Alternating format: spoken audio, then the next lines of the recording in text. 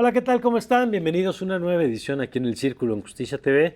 Y vamos a platicar hoy del tema de la brecha digital, lo que significa quienes están fuera del mundo digital, en el mundo en el que hoy vivimos, sobre todo en el mundo post-pandemia, en el que buena parte de nuestra vida educativa, social, económica, pasa por el mundo digital. Lo vamos a platicar y para eso nos acompañan Andrea Samaniego, ella es académica e investigadora del Centro de Estudios de Ciencias de la Comunicación de la UNAM. ¿Qué tal, Andrea? Hola, ¿qué tal? Muy buenos días. Qué gusto que estés aquí con nosotros. Y también nos acompaña para analizar este tema Alejandro Bird. Él es académico e investigador en comunicación de la FES Acatlán. ¿Qué tal, Alejandro? ¿Qué tal, Mario? Aquí estamos. Andrea, un Muchas gusto. gracias. Un gusto. Gracias. Oigan, pues empecemos por qué es la brecha digital y cómo se define, ¿no? Que tiene que ver con, supongo que en estas exclusiones de las que estamos hablando, ¿no? A ver, empezamos contigo. Claro, bueno, brechas digitales, la teoría nos dice que hay distintos tipos de brechas digitales, una entre los que pueden acceder, económicamente hablando, ¿no? Los que pueden acceder a algún tipo de tecnología, nueva tecnología, los que no pueden acceder, y entonces empieza a haber una separación dentro de la sociedad, ¿no? Ese podría ser un tipo de brecha digital, pero incluso socialmente, aquellos que nacieron en una época donde no había medios o estas nuevas tecnologías, los que nacimos, pero empezamos a incorporarnos desde muy jóvenes a las mismas, y aquellos que ya nacieron con las nuevas tecnologías. Y entonces la apropiación, el uso, es muy diferente entre todas estas generaciones, ¿no? Y entonces eso va creando brechas digitales porque pareciera que no, pero hay quienes les cuesta mucho trabajo entender estas tecnologías, cómo se utilizan, cómo se prende un celular o cómo se utiliza una aplicación, y eso va creando pues que los que no entienden o no saben cómo manejar las aplicaciones, los celulares, las tecnologías, se queden rezagados frente a quienes sí saben. Oye, Alejandro, y esta brecha, esto que nos explica Andrea, porque entiendo que a veces puede ser una variable de edad, en algunos casos, ¿no? Esto que decías, que no necesariamente, porque también decías el componente socioeconómico, ¿no? Sí, hay adultos mayores que tienen acceso a tecnología y hay jóvenes o niños a lo mejor excluidos. Esto también tiene que ver con el tipo de competencias que se pueden tener en el uso de lo digital. También ahí podemos hablar de brechas.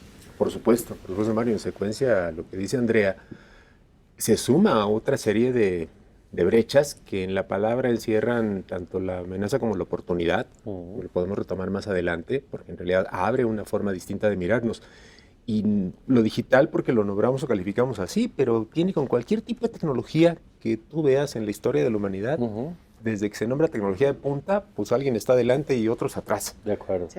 Y curiosamente se invierte la idea del conocerse a sí mismo, inscrito en el templo de Delfos, ¿no? Se conoce a ti mismo por te controlo a ti mismo. O sea, todo el tiempo ha sido usado para controlar. Es un saber instrumental donde entran cuestiones etarias, donde entran cuestiones del tener, del hacer, en lugar del ser. Esto es lo curioso, o sea, la enorme marginación, son N marginaciones, porque se suman a todas las que incluso tú dijiste en la entrada, con la competencia, con la edad, con mi manera de usarlo, con el propósito por el cual lo uso. Claro. Y ha generado una serie de malestares, de enfermedades nuevas que no conocíamos, que seguramente desfilarán aquí en la mesa. Claro que sí, es una competencia y el término mismo te somete a una lógica de mercado. Claro. Compites o no con quién, y desde ahí el modelo por el cual estamos, que nos hace competir entre nosotros, también nos aleja de nosotros al mismo tiempo, y con fenómenos como la desigualdad en distintos órdenes. Claro, y yo recojo esto que dice Alejandro sobre la desigualdad, porque este tema, por supuesto, lo pudimos haber abordado prepandémico y ya estaba ahí, ¿no? Y siempre tenemos los reportes de la Asociación Mexicana de Internet, periódicamente, o el propio INEGI, ¿no? Que nos da datos también sobre cuántas personas, por ejemplo, tienen o tenemos acceso a Internet en México. Pero esto en el mundo pospandémico o en el mundo pandémico se volvió todavía más fuerte. Claro, o sea, eso fue, ya lo teníamos diagnosticado, algunos analistas, Manuel Castells, los estudios en comunicación ya hablaban de esto, ¿no? O sea, la brecha digital se iba a volver un tema de nuevas desigualdades, ¿no? Entre los que estaban conectados, los que podían acceder y todos aquellos que no.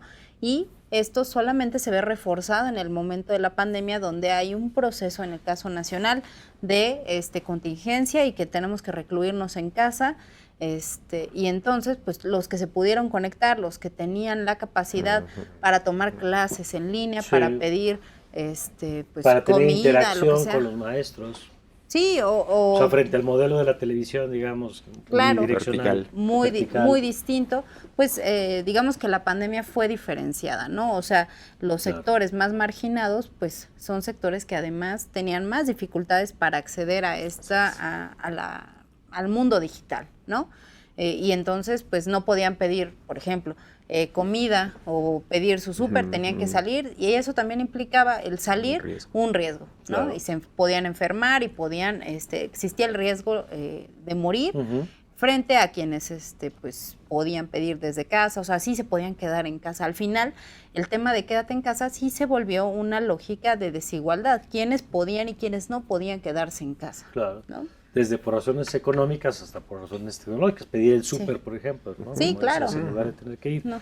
Ahora, tenemos, no nos queremos detener particularmente en las cifras y queremos hablar más del fenómeno cualitativo, pero tenemos una idea de quiénes son en México las personas más excluidas.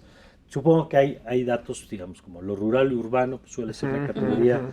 Sabemos que las poblaciones indígenas, en términos generales, en términos de inclusión, estoy pensando en datos de Coneval, ¿no? Que suelen ser grupos urbanos frente a grupos rurales, y el tema de género, que ahorita platicaremos un poquito también sobre eso, Sí. que es una variable importante. Pero, ¿qué sabemos, digamos, de quiénes son las personas en México que están más excluidas? Desde que se declaró, Mario, la sociedad.com, ¿no? Que ya estábamos ahí, era una especie de lugar al cual llegar, nunca estuvimos ahí. Los últimos cálculos que yo recuerdo, una conferencia en Finlandia respecto al tema Innovations in Higher Education era, en México en ese momento, estoy hablando hace 20 años, había 40 millones sin posibilidad alguna. Ya no digas, se va a hacer un programa, ¿verdad? Vamos a empezar a alfabetizar por ahí. Como no tienen internet, se van a llevar los papiros. Nada, o sea, nada, no cero estaban en abajo, el mapa. no existían, no eran en esa invisibilidad tremenda que nos pone un modelo que se inserta de forma vertical. Entonces, la exclusión alcanzó, además de la marginación que citabas en el segmento con Andrea, a la parte de la autoexclusión. Como no tengo, no puedo y no soy. Y otra vez, en esa no identidad, empezaste a tener a los amorosos de Sabines saliendo temblorosos de sus cuevas a cazar fantasmas. O sea, no íbamos a ningún lado y la vida de cuadritos en Zoom no lo resolvía tampoco. O sea, porque ahí también, ¿no? Tenías identidades paralelas que no eran las de la persona en particular, que tampoco, y hay que decirlo, se resolvía en concreto en la educación. Andrea me hará favor de no dejarme mentir, porque en el aula pase eso, tampoco ha pasado eso. Sinceramente hay un fracaso sistemático sobre la identidad de la persona como tal para presentarse en la vida cotidiana. Pero a raíz de lo digital y de la pandemia se juntaron dos cuestiones que igual abrieron oportunidad para que la gente volteara a verse en comunidades. Conozco casos de redes de ayuda que se hicieron emergentes para gente que sin internet resolvió problemas de medicamentos, de asistencia y más. Tú sabes, en los claroscuros que siempre hay con un fenómeno como este, también se mostró la otra cara del asunto.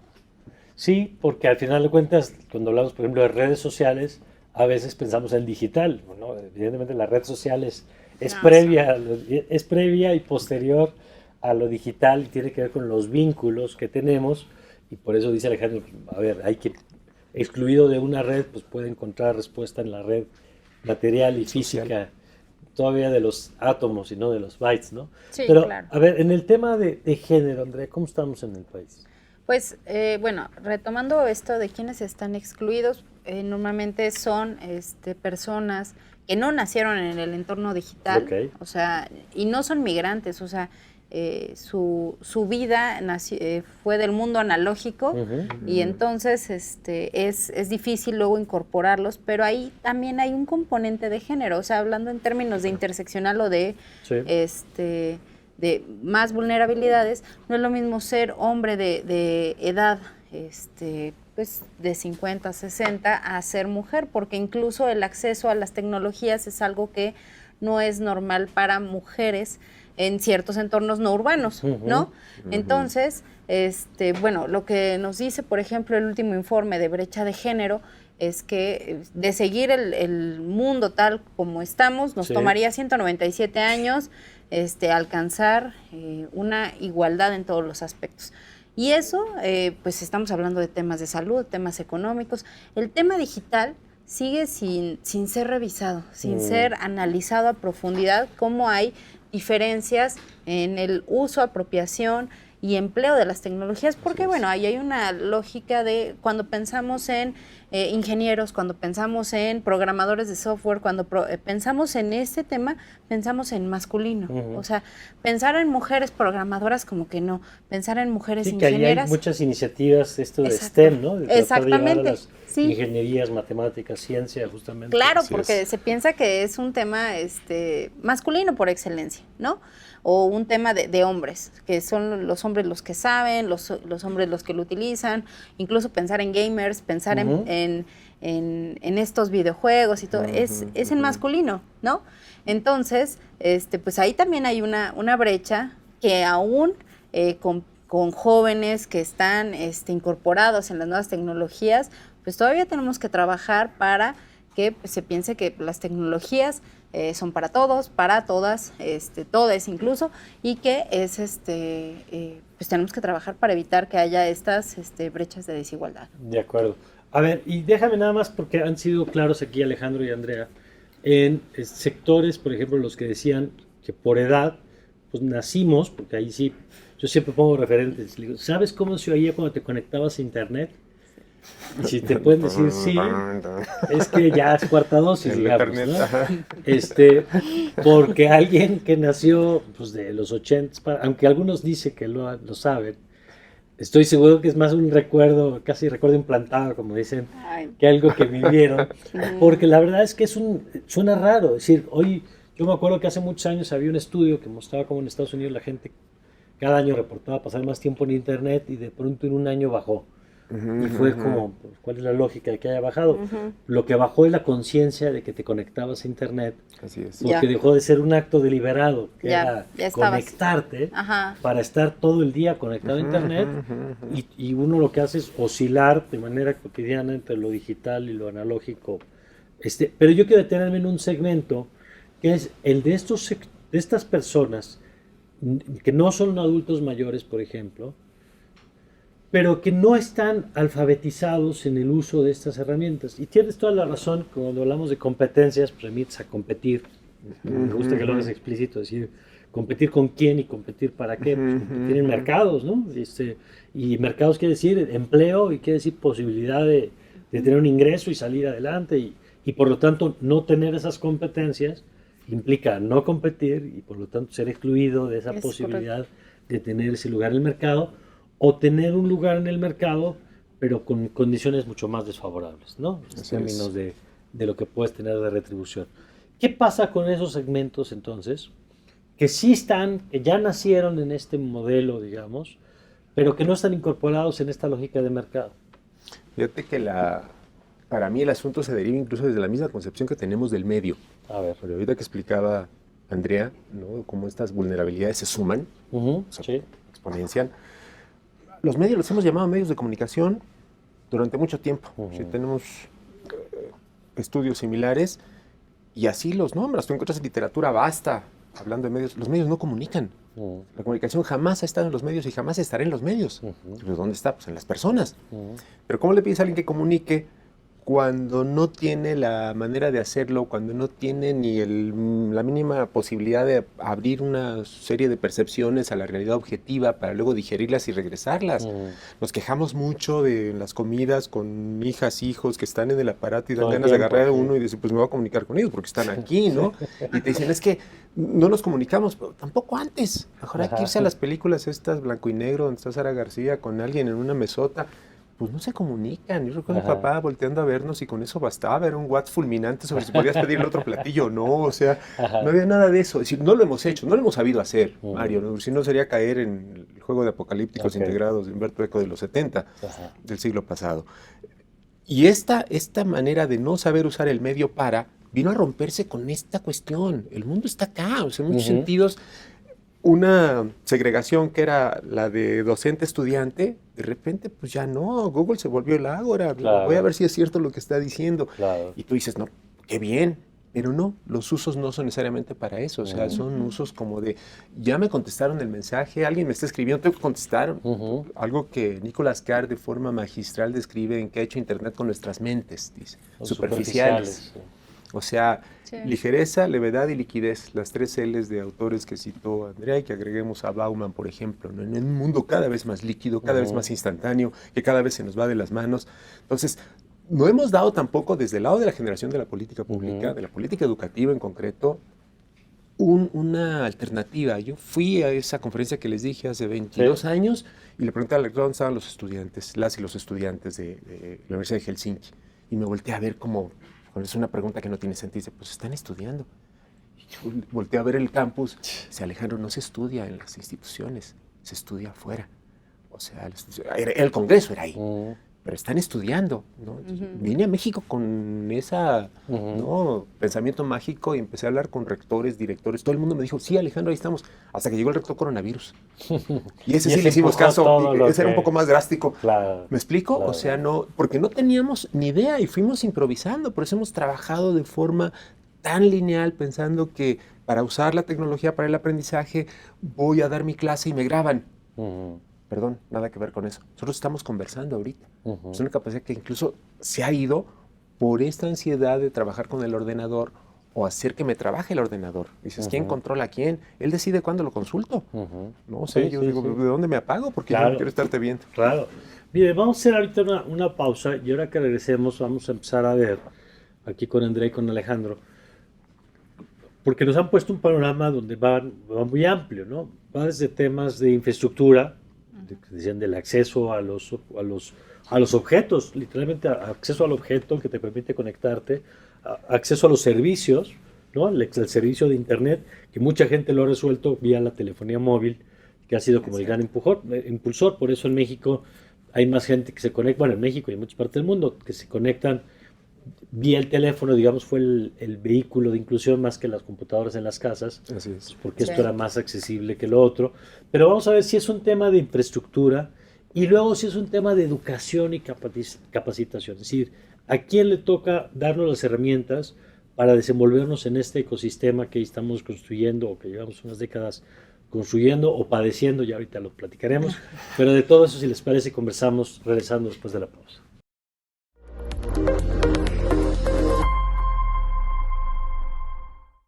Ya estamos de vuelta. Ya ver, Andrea, vamos a empezar a poner orden en este tema de las brechas, porque por lo que ustedes nos dijeron en el primer segmento hay mucho que hacer. Y yo quisiera empezar por el asunto del acceso, porque ya de entrada lo que han dicho ustedes es quien está excluido del acceso, y tú lo ponías, si bien puede ser que hay otros mecanismos de resolución como en las redes sociales antiguitas, las básicas, las primarias, ¿no?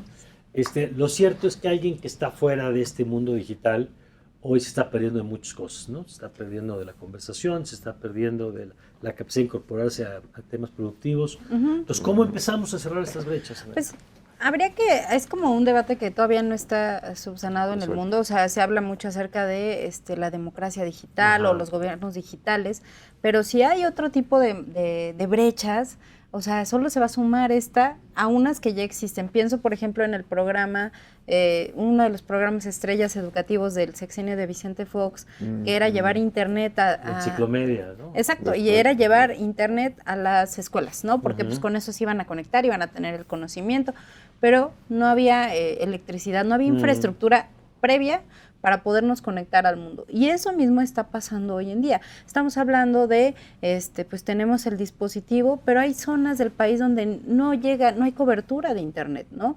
No se pueden conectar estos ciudadanos. Entonces, ¿cómo nosotros les hablamos acerca de la democracia electrónica, del gobierno electrónico, que puedes descargar tu constancia de situación fiscal? O sea, eran dramáticas las filas para descargar, o bueno, para para poder hacer el trámite. Ajá, que es un trámite que uno puede hacer en línea, pero si uno no sabe, pues uno tiene que ir y hacer esa fila, o si uno no tiene los datos necesarios. Entonces, pues en vez de que sea un trámite sencillo, se vuelve algo mucho más difícil para todos aquellos que no tienen internet. Y entonces más bien reflejaba algo que tal vez dábamos por sentado, pues te metes a la página del SAT, pones ciertos datos y descargas. Pues, pero si no tienes esos datos, en vez de que sea sencillo, se hace complejo. Lo mismo descargar el acta de nacimiento electrónica, o sea, y así, porque piensan que ya con que se pueda acceder a la página, y todo el mundo, ¿quién es todo el mundo, no? Y ahí vamos viendo que esa idea de que todo el mundo lo puede hacer,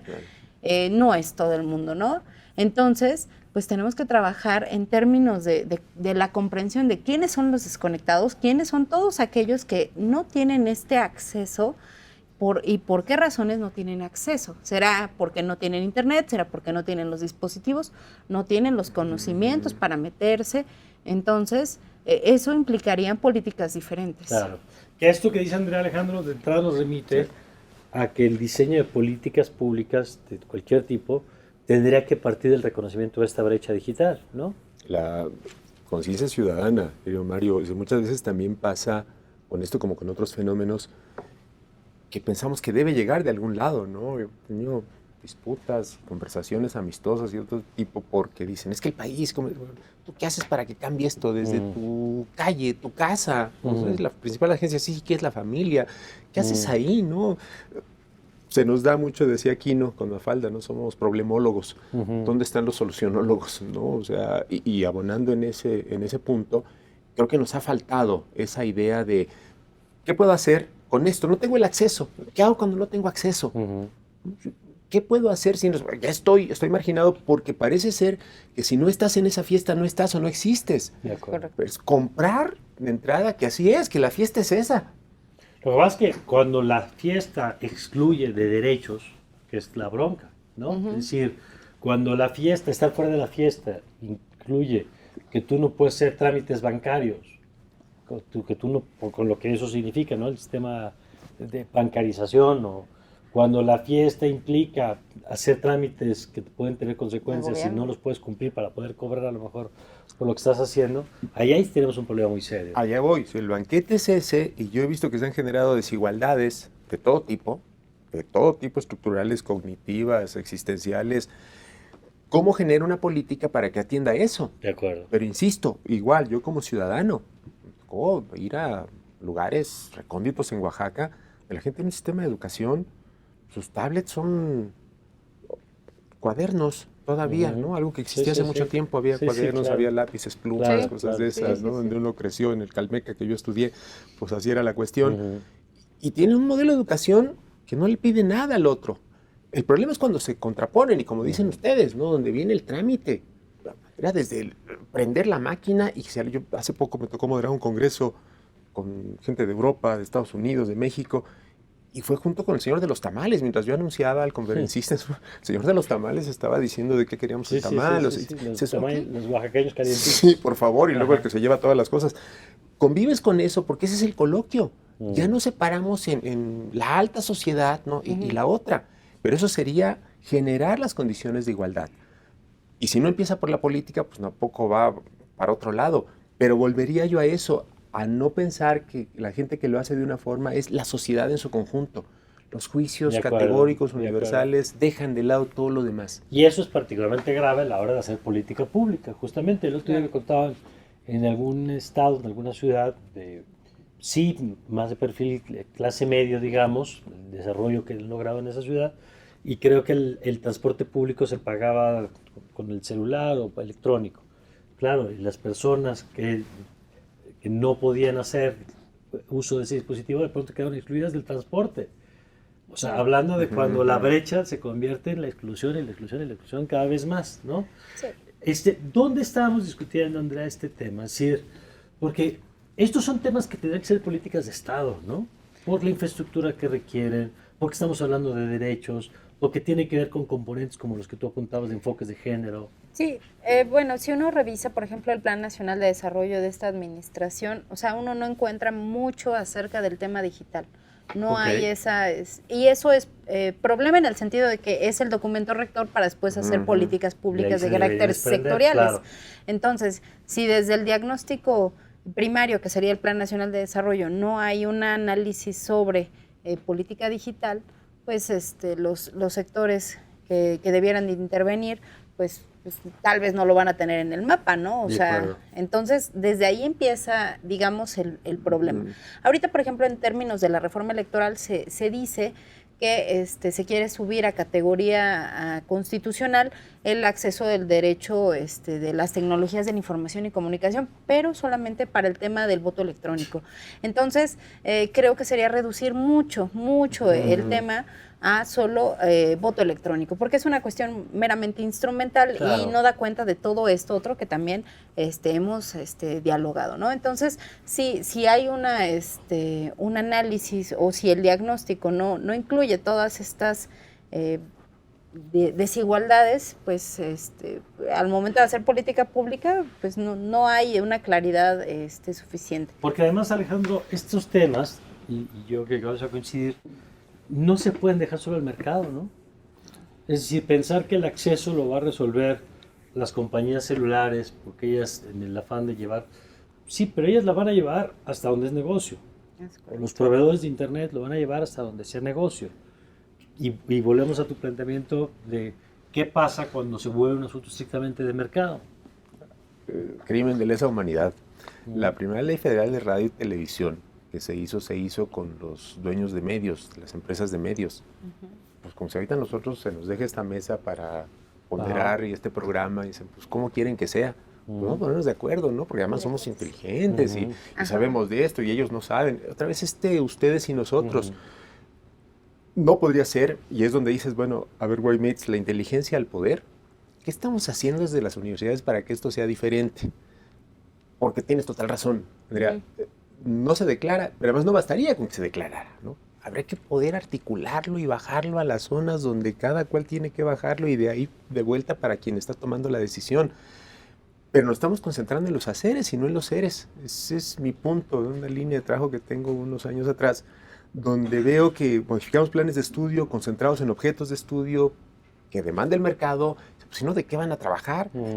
Oigan, pero lo estamos haciendo exactamente bien. O sea, todas las guerras que tenemos, los millones de muertos, ¿justifica que lo hemos hecho bien hasta ahora? ¿No será que también estamos fallando en el sistema en lo general? ¿Cómo modificamos eso? Sin armar la revolución. Ya pasó la revolución, no quisiera verme en talibán de la docencia. Sin embargo, sí meter procesos de inteligencia consensuada, de otra edad. Paz lo dijo hace un chorro de años, ¿no? Si no soy de otro, no soy. Y en ese juego de voluntades, atacar primero las vulnerabilidades, donde más hace falta empezar a corregir desigualdad, y de ahí empezar a emparejar, ¿no? ¿Qué hago con lo que tengo y qué hago yo para mejorar ese entorno? Porque si no, caigo en el paternalismo. No me lo da el Estado, no me lo da tal, pero no se lo va a dar nunca. No hay manera. O sea, somos seres y si no nos damos cuenta de los seres que somos, pero nos perdemos en el hacer, es lo que el modelo hace, extraviarnos en un hacer y nos mete en un frenesí. Nosotros vemos a la gente en la calle corriendo. ¿Para dónde van? Para ningún lado. No tenemos idea de para dónde vamos, pero tampoco podemos pedírselo a alguien que a lo mejor tampoco lo sabe. Vamos a empezar a construirlo desde la persona y desde la pequeña colectividad para que eso pudiera permear a las otras. En Europa se hizo en un tiempo algo que se llamó necesidades informativas de los ciudadanos. ¿Y qué era? No decidía el medio lo que iba a informar, no hacía su agenda setting, iba a ver qué necesitaba la gente. Y sobre eso generaba los canales de información, ¿no? ¿De qué necesitamos saber ahora mismo? ¿Qué tipo de televisión tenemos? ¿Cuántos programas como estos, por ejemplo, ves tú en la civilización metida en la cultura del espectáculo? Son escasos, Mario, con apenas voces, ¿no? Somos casi silenciosos. Habría que abrir esto y conversar, como dice Sabater, con respeto, con amabilidad, con cortesía, con preocupación por lo que dice la otra persona. Y de ahí ver desde dónde mira para tratar de mirar. Nunca igual, no podemos hacerlo, pero sí en una sociedad donde la justicia nos vea y nos haga vernos a través de ella. De acuerdo. Ahora, hay una parte, déjame regresar al asunto de las herramientas o la formación, para no plantearlo solo en un modo instrumental, ¿no? Sino las herramientas que necesitamos o los conocimientos que necesitamos para movernos en este entorno. Porque aquí hemos platicado cómo cada vez se vuelve también más sofisticado el proceso de interacción. Por ejemplo, desde el primer paso, pues que era quizá hacer una llamada en un dispositivo de estos inteligentes, que puede parecer complicado porque hay que encontrar la ruta y poder navegar y todo. Y luego, por ejemplo, pongo dos ejemplos concretos, ¿no? Lo que pasó con los servicios financieros. Ahora ya no nada más tienes que tener una cuenta en el banco, sino tienes que tener una aplicación, y esa aplicación tienes que tener una cultura que te permita, por ejemplo, protegerte de todos los múltiples fraudes que puede haber. Claro. de los correos que te... Entonces ya no solamente es manejar un correo electrónico, es reconocer un phishing donde alguien está suplantando la identidad de un banco. Y así podríamos seguir haciendo, ¿no? Es decir, pareciera que el nivel de, digo, por razones obvias, pero mientras más tiempo pasa, el nivel de sofisticación de nuestra vida digital, hacer el súper, pues ya requiere un nivel de seleccionar dentro de un menú y ver opciones y a ver la plataforma a la que se lo voy a pedir. Claro. ¿Dónde tendríamos que adquirir todo este conjunto de herramientas, Andrea? Pues es que es como muy, muy curioso, ¿no? O sea, yo veo a mis estudiantes, a personas jóvenes, Sí, ya, sí. ¿no? Y ellos lo saben hacer sin que alguien les haya enseñado. Ok, o sea, así es es. como una cosa Intuitivo. exacto. Dicen que es intuitivo, pero para ciertas generaciones. O sea, yo volteo a ver a personas de más edad y no es intuitivo. O sea, para ellos el mundo analógico... Si no parece tan lógico, ¿qué pasos sigue? Claro. Exactamente, a ver dónde está el instructivo, cuál es el paso a paso. Claro. Para ellos sí requieren, pues tienen otro tipo de alfabetización y entonces esta idea de que sea intuitivo, pues no es intuitivo, Ahora, ¿no? pero, perdón que te interrumpa, pero hay una parte que coincido totalmente, es así, pero hay otra que no es intuitiva, vuelvo al ejemplo del phishing, porque hay como una parte intuitiva en la interfaz, digamos, ¿no? Que Sí. es dónde tengo que picar, que la cruz sirve para cerrar lo que estoy viendo. O sea, hemos ido aprendiendo un lenguaje que Claro, nos permite sí. interactuar con estas interfaces. Pero el tema de este conocimiento que implica como tomar dos pasos, por ejemplo, pienso uno de los retos de nuestro tiempo, ¿no? Distinguir una noticia falsa. Es Ahí. cada vez más complicado. Que es cada vez más complicado porque el video, estoy viendo el video y el video es una falsificación y la fotografía que estoy viendo no existe lo que estoy viendo en la fotografía. Es correcto. Y entonces ahí vuelvo contigo. ¿Dónde tenemos que enseñar este tipo de cosas que van más allá de lo intuitivo? Porque a veces hasta lo intuitivo te engaña. Claro, bueno, pues es como un trabajo de alfabetización mediática y también un trabajo de conocimiento de nosotros como ciudadanos, ¿no? O sea, en un mundo, bien lo decían, en un mundo cada vez más acelerado, cada vez con la primicia, la idea de dar la última nota, pues se difunde mucha información que parece en primer momento pues que es verdadera, ¿no?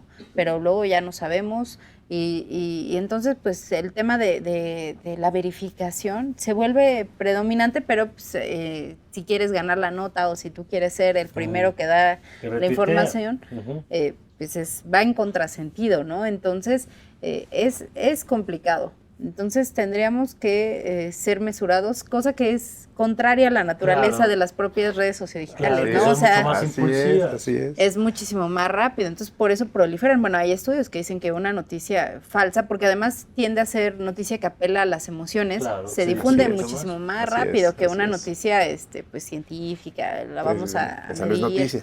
Exacto. Entonces, se vuelve complicado, pero es algo que tenemos que aprender porque ya vemos los efectos de no hacerlo, ¿no? La desinformación, pues las noticias falsas, campañas de odio, ¿no? Que empiezan a circular. Entonces, tenemos que tomar mesura justo y además porque hay muchos riesgos. Bueno, el Parlamento Europeo encuentra en el caso de género 19 tipos de delitos. O De violencia violencias contra en entornos digitales, 19 tipos de violencias solo en entornos digitales, ¿no? O sea, entonces sí debemos de ser muy, muy conscientes que este entorno que no es el real, no es el mundo real, pero Así pues es, así es. Pero está que aquí. tiene efectos reales. Efectivamente, entonces debemos de ser muy cuidadosos de este entorno. Ok, Alejandra, misma pregunta. ¿Dónde y cómo formarnos entonces para movernos en este ecosistema? Totalmente de acuerdo con la alfabetización que propone Andrea. Iré todavía más tratando de abundar en ello hacia cómo leemos, Mario. ¿Y qué leemos? ¿Y por qué leemos eso o no? Si leemos incluso, que leer es una operación intelectual, leer para despertar, decía Sabater en un tiempo. En realidad es una iconósfera donde consumimos reacciones, como la emoción. Es una emoción que no filtras, te mueve a una acción. Sí. Tiene efectos y pueden ser dramáticos. Sí, sí. ¿No? Pues, Me acuerdo que de verdad la lógica, la ingeniería profunda de mi papá para cuando se iba la señal de la televisión era golpearla. es Y claro. cuando a golpes no salía, decía, ¿es de allá? Y yo era niño y crecí pensando que en el más allá estaban las respuestas a todo. No, porque era darle un guamazo a esa Claro. tele de bulos para que agarrara. Bueno, pasa, tengo un amigo que avienta el celular cuando no le puede sacar la batería, no diré Ajá, nombres, sí. pero lo avienta literalmente, ¿no? A ver, Y sí, esta sí. especie como de venganza humanitaria contra lo tecnológico. No dejar que los códigos o los patrones que hemos derivado del uso, del desuso o del abuso del instrumento, comanden los otros. Volver a pensar. Sí, pero bien dice Alejandro, el reto es que, ¿cómo leemos? ¿Qué leemos? O sea, los jóvenes, otra vez, buscan en Google y piensan que la respuesta tiene que estar en las primeras tres. Si no, no está. Si no, no existe, ¿no? O sea, nosotros que aprendimos de bibliotecas, de fichas, de estar buscando en enciclopedias, pues sabemos que a veces la respuesta no es la primera impresión o el primer resultado, ¿no? Pero pues es que también es un proceso de civilización, o sea, lo que está derivando estas redes sociodigitales, y entonces es como ir contracorriente de tienes que leer, tienes que buscar, tienes que investigar, y eso sí es como a veces arar en el mar, ¿no? Sin parecer templario de novela de Eco, ¿no? Ah, no, o por sea, supuesto. que estés ahí metido buscando. Es cierto. O sea, caramba, se han hecho movimientos sociales a partir de esto. Ha habido presidencias ganadas con esto. O sea, tiene que tener un uso, pero otra vez no está en el aparato. Por primera vez tenemos la posibilidad de comunicarnos. Nunca antes la tuvimos, tecnológicamente hablando. Pero la capacidad humana había estado siempre. Es que no la hemos usado. ¿Por qué no invertir, ¿no? La lógica, la ecuación, y a partir de las personas que somos, uso esto para qué? Entonces viene el propósito que bien dice Andrea. Tengo 19 posibilidades de delinquir a partir de esto. Sumemos las otras. Caramba, ya tenemos tarea. ¿Cómo empiezo a usar esto en otro sentido para prever las apps de prevención, de control, de alerta? No sé. Hay muchas otras. Vamos a hacer una nueva pausa, que es muy breve, ya lo saben, y enseguida regresamos con más aquí en El Círculo.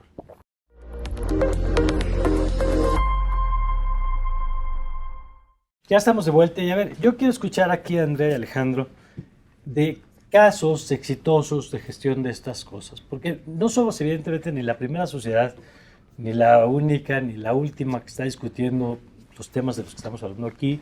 Entiendo que cada sociedad tiene sus condiciones distintas y por lo tanto, pues, simplemente pensando por las condiciones socioeconómicas diferentes, ¿no? Habrá poblaciones donde el acceso al objeto está mucho más limitada por el tema económico, Claro. por las condiciones a veces hasta geográficas que determinan el alcance de estas cosas, de las torres y de las instalaciones y de la cobertura, pero a final de cuentas hay algunos temas, como esto que contabas, Alejandro, hace rato, de los congresos, donde los congresos a final de cuentas se reúnen comunidades académicas, de académicos de partes del mundo distinto, pero a discutir los mismos temas, ¿no? Cómo cerramos la brecha, cómo gestionamos estas expresiones de violencia dentro de lo digital, con los efectos en el mundo real que, como decías, tienen. ¿Qué casos destacarían ustedes que les parecen positivos de los que podríamos aprender nosotros? ¿Quieres, Andrea? Fíjate que, les cuento, yo milito en los grupos Al-Anon. Son grupos de familiares de alcohólicos y adictos. Ok. Apadrino alcohólicos, apadrino adictos, adictas. Y cuando vino la pandemia, bueno, no solo las partidas prontas que empezamos a ver en una vorágine tremenda, yo en algunas en Facebook escribí que abrazaba la pantalla, pero no bastaba, ¿no? La nueva señal de duelo, la nueva persona que se había ido, ayer otra egresada, por ejemplo, alumna mía, y sigues en el asombro y dices, ¿cómo le digo? No, pero pues pones ahí claro. algún cliché de en el lugar mejor, etcétera, y quieres abrazar la pantalla, pero no puedes, y dices, hay algo aquí que falta. De acuerdo. Rulfo lo relata magistral y mágico en Pedro Páramo. La muerte no se reparte como si fueran recuerdos, dice, ¿no? Si cada cual carga su muerte. Pero entonces te das cuenta que el mismo proceso que puede humanizar, deshumaniza. Pero otra vez, vuelvo al uso. Mario, Andrea, o sea, ¿qué estamos haciendo con esto? Los grupos Al-Anon, que son de asistencia, las crisis vinieron peor que nunca. Claro, sí. Tengo 12 años militando ahí y no recuerdo una época tan dramática de diario, hoy padrino, mira, intentos de suicidio. Y empezamos a hacer, porque empezamos, esto no es majestático, lo hicimos en la comunidad Al-Anon, con asesorías abiertas, ¿no? Con canales de ayuda. Digitales. Así es, ¿no? Sí. Donde podías... ¿Y qué tal funcionó? Para el porcentaje de gente en recuperación, yo diría que aprobamos. Ok. un 8, lo demás es vanidad, porque son procesos y la persona asume su propio proceso de recuperación, en ese caso concreto. Pero vi, por ejemplo, en la calle donde vivo, organizar un grupo de vecinas primordialmente, lo tengo que decir como es, sin faltar a la verdad, donde hicieron la asistencia necesaria para personas que no veían o que habían sido abandonadas o golpeadas.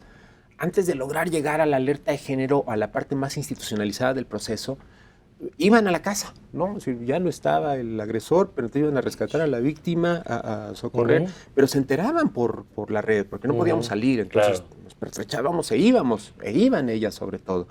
Me parece que eso, otra vez, como hemos hablado de terremotos y desastres, cuando la gente voltea a ver el problema y toma las riendas de la solución, esos para mí son los casos. Los otros que conozco en el mundo están más asociados a la cultura de una ciudadanía más madura, más informada, más predispuesta a enfrentar los desastres que lo que hemos hecho en el lado latino. Entonces, tu premisa es que más allá de las soluciones tecnológicas, lo importante es el capital social, o sea, y que muchas de estas brechas se cierran en la medida en que la gente pues, construye vínculos, y entonces la tecnología pues, es una herramienta tal cual nada más. De lo cual no te darías cuenta, Mario, por eso decía al principio, si no estás en la brecha.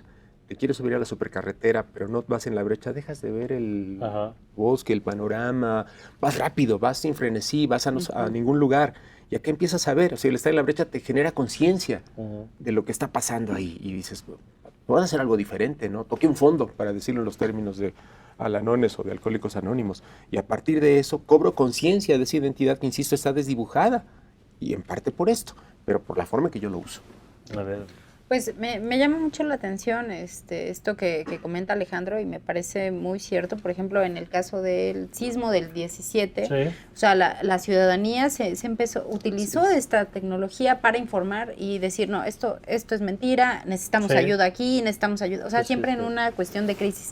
En esta pues crisis pandémica, pues que restituyó o cambió, modificó mucho de las estructuras de cómo nos entendíamos, cómo socializábamos, etcétera, pues también se utilizaron estas tecnologías pues como grupos de apoyo, pues en caso de violencia, en el caso de las llamadas de violencia de género aumentaron dramáticamente, pues porque ahora el agresor estaba en casa, ¿no? Claro, contrario a lo que dijeron que la mayor parte de las llamadas eran falsas, no es cierto, el agresor estaba en casa y todo el día, ¿no? Y entonces se buscaron utilizar estas tecnologías para tratar de apoyar, más que una política institucional, porque además siempre las políticas institucionales son insuficientes dada la creciente demanda, ¿no? Y no solo fue en el caso nacional, sino en el mundo, ¿no? Digamos que el planeta no estaba preparado para lo que nos tocó. Así es. Entonces, digamos que estas tecnologías permitieron juntar grupos o vincular intereses en común, ¿no? Y que pues utilizaron esta herramienta para conectarse, ¿no? Pero ahí sí, otra vez, y los que no están conectados, pues, ¿de qué manera se pusieron de acuerdo? Seguramente en persona, pero el alcance que tienen las redes es muchísimo más grande. Déjame regresar a lo que hablabas hace rato de la alfabetización de estos temas, porque a mí me da la impresión de que, así como decías ahorita que la institucionalidad muchas veces queda rebasada, pues la institucionalidad educativa también ha quedado rebasada, porque... Y yo entiendo que además con el contexto pandémico pues, se volvió una bronca, bastante teníamos con las clases en línea o las clases en televisión. Claro. Pero bueno, estamos en una etapa que yo todavía sigo sin saber si es post-pandemia, pandemia mientras, pandemia 3.0, ya no sé en qué etapa vamos. Algún día ya no sé cuál va a ser el término adecuado, pero sí tengo la impresión, Andrea, de que seguimos sin entrarle desde el sistema formal educativo a la discusión de estos temas, porque... O ya sea, como decía Alejandro, estamos muy vinculados a la parte de mercado, de qué herramienta te voy a dar para que puedas conseguir un mejor trabajo, que no está mal, por supuesto, pero que la aspiración de educación pues, tendría que ser más amplia que solamente herramientas para emplearte, ¿no? Sí. Ya el mercado, en todo caso, pues, se encargará de capacitar a que tenga que capacitar, pero la educación tendría que ser más amplia. ¿Estás viendo dónde lo estás viendo? Aprovechemos los minutos que nos quedan un poco para la carta a Santa Claus. En términos de la institución, además de el programa de televisión, el programa educativo de televisión, pues creo que se hizo con lo que se pudo, con lo que se tenía, Y quiero pensar que con un diagnóstico de tal vez no todos tienen internet, pero hay más Exacto. personas que tienen Televisión. televisión. Yo entonces apostaría, entonces, si ese fue el argumento, pues por el radio, porque hay más radios en comunidades donde sí llega la señal de radio y no la de televisión, pero bueno, eso ya es lo que se me ocurre.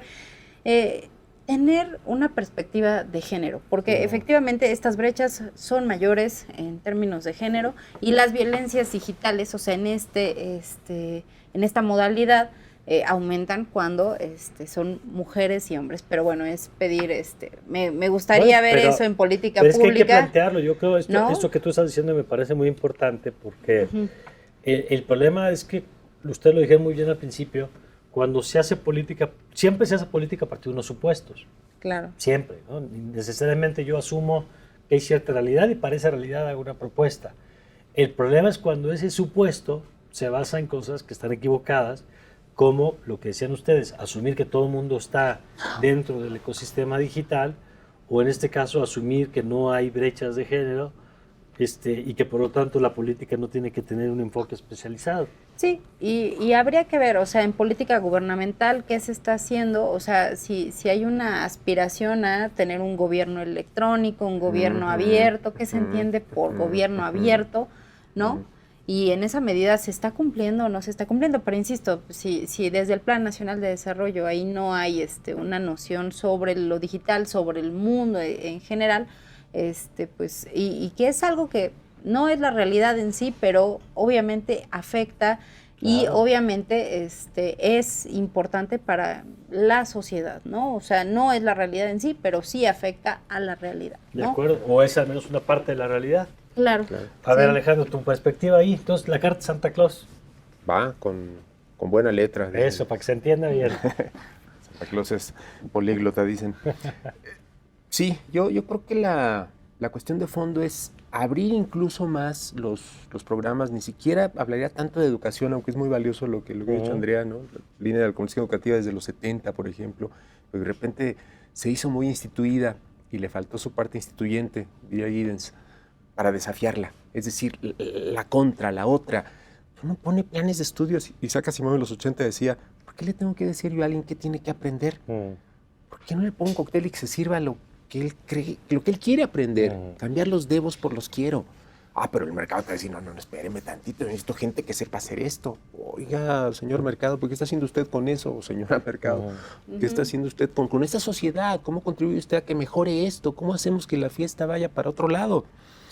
Pero con currículas flexibles donde declaremos mayoría de edad para nuestros estudiantes, le decimos incluso alumnos, alumnis sin luz, que necesitan un profesor que profese para iluminarlos y aprendan. Por favor, no es cierto, ¿no? Ya en la caverna de Platón se habla de virtualidad. Si usted accede al conocimiento, ¿por qué no dejamos que hagan eso, que escojan? ¿Por qué no los escuchamos antes de estigmatizarlos? Hay muchas más etiquetas y descalificaciones que conocimiento de las personas que somos. Y mientras no pase eso otra vez desde la gente misma, para que pueda impactar a quien toma decisiones, o al menos poder evaluarlo y juzgarlo, Mario, que esa es la otra cara, pues vamos a seguir en el universo de los supuestos de que esto va así, pues porque así me tocó a mí. Pero esto implica, ¿qué? Una reforma del enfoque educativo que tenemos. Para irnos más al aprendizaje que a la educación. La educación tiene un sentido de ducere, de conducir. El aprendizaje es en cualquier lugar, no en 4 paredes blancas donde vienen a verme mis amigos de 2 en 2 y de 6 a 7, dice Serrat, ¿no? Como si estuviera loco. Abrirlo. Y entonces aprendo, si mis sentidos están predispuestos a aprender y predisponerme, salirme de mi zona de confort. Usted dígame, docente, ¿no? Ajá, claro. Tesistas en posgrado, Andrea. Sí. Deme el tema, yo lo hago. Claro. Doctorado. No me haga eso, no se haga eso. Claro. Usted construya, yo le digo si va por buen camino, ¿no? ¿Qué es lo que me toca como metodólogo? Pues usted haga su trabajo. Acostumbrarnos a hacer eso. No ver que el tren viene hacia nosotros, ir hacia la realidad. Ya pasamos esa imagen de que todo era ver cómo el mundo venía hacia nosotros. Si tenemos posibilidades, ahí están, y la capacidad. Si hemos sobrevivido a nosotros mismos hasta esta altura, pues creo que podemos. De acuerdo. Oye, y yo quisiera ahí agregar nada más a un jugador, porque hemos hablado, ahorita decía Alejandro, el papel de la responsabilidad, ¿no? La responsabilidad propia en el proceso de aprendizaje, que yo ahí coincido plenamente con Alejandro en el sentido de un modelo donde los alumnos dejen de asumir que las respuestas las traen los maestros, como si además los maestros tuviéramos las respuestas, ¿no? Es siempre, ese es un acto de fe en donde nuestra capacidad No es un problema de compromiso, es un problema de capacidad de comprensión de un mundo que está cambiando a una velocidad donde ya quisiéramos los maestros poder tener la capacidad de comprender qué está pasando y hacia dónde va, y luego poder otros. Bastante tenemos sobreviviendo nosotros mismos a los cambios del entorno, como para luego. Entonces, y no es un deslinde de la responsabilidad del maestro, es simplemente un reconocimiento de los límites de este modelo y de la necesidad de transferir la responsabilidad pues, al propio proceso formativo. Pero yo quiero agregar aquí un jugador, el de las empresas, particularmente de este sector. ¿Cómo las ves? Porque no son neutrales, digamos, ¿no? O sea, en el diseño de las aplicaciones, y aplicaciones me refiero desde el uso de una herramienta hasta el tipo de conductas que provocan, como esto de las respuestas emocionales que decían hace rato. Pues no son nada neutrales, o sea, nada más pensar que los dueños de estas grandes empresas se sientan a platicar con el presidente en turno de Estados Unidos, ¿no? Sí. Y eso, pues, ¿por qué? Porque son grupos de presión, son grupos importantes que tienen una herramientas para conducir pues ciertas ideas, ciertas nociones. O sea, yo tampoco creo que fuera así de buena onda que Twitter cancelara la cuenta de Donald Trump, porque pues, durante 4 años sistemáticamente él en el discurso violentaba, él incitaba a ciertas acciones. Fue justo ya cuando iba a asumir la presidencia alguien más, fue de, ay no, es que incitas al odio, entonces te vamos a cancelar tu cuenta.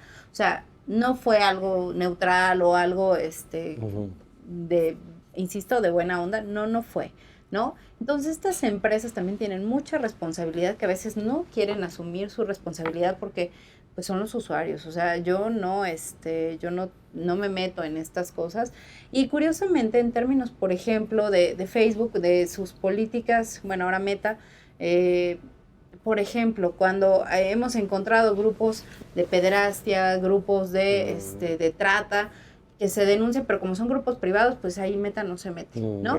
Pero nos cancelaron un evento, o bueno, lo estábamos transmitiendo por Facebook, canales institucionales de la facultad, y como estábamos hablando justo de estos delitos y hablamos de pornografía, ahí sí les cancelaron. Nos lo bajaron porque pues sus algoritmos decidieron que pues eso era, atentaba. Entonces, sus algoritmos son como raros, por decir lo menos, y a veces pues apelan más a un criterio de mercado. ¿Qué les deja? Pues sí, la pederastia, la pedofilia, trata de mujeres, y pues un evento académico, sí pareciera que estábamos nosotros haciendo una apología a estos delitos, lo cual era completamente extraño. Digo, ya lo hablamos, lo platicamos, lo volvieron a subir, pero pues no deja de llamar la atención. Muy bien. ¿Tu impresión, Alejandro, finalmente sobre la responsabilidad? Una anécdota rápida. Fíjate que en un momento de la historia, por ahí de los 90, se vio que África no tenía todo esto de la tecnología, ni estaba metida. Entonces el gobierno francés y el MIT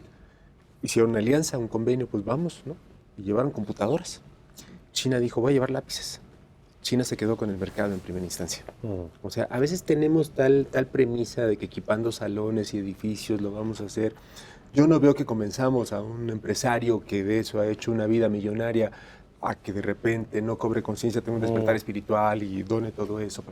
No, pero tampoco se necesita así, porque eso es, como decía Platón, que sagaz es el ratoncito que nunca se queda con un solo agujerito, ¿no? O sea, tendríamos que buscar las opciones otra vez desde el proyecto de país que queremos tener, Mario. Ese es el punto. Tampoco como un docente no puede imponerle a un estudiante su modo de vida, de ver o de comprensión, pues tampoco podemos dejar que nos hagan eso para decir, este es el país, a ver, ¿qué país imagino y cómo hago para irme hacia allá? Lennon lo resuelve muy fácil, ¿no?